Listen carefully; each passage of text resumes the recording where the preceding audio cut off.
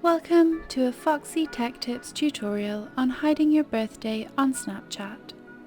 If you find this tutorial helpful, please consider subscribing to my channel and liking the video. Open up the Snapchat app and tap on your profile icon in the top left corner of the home page.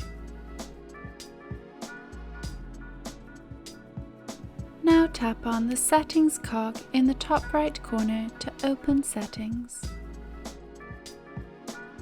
In Settings, tap on Birthday.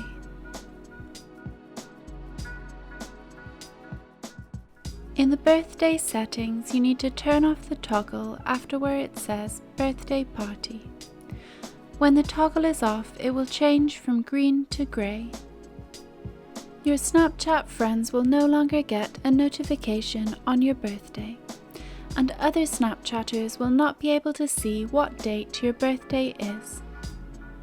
And that draws an end to this tutorial. Please like the video if you found it helpful, and subscribe to Foxy Tech Tips for more Snapchat tips and tricks.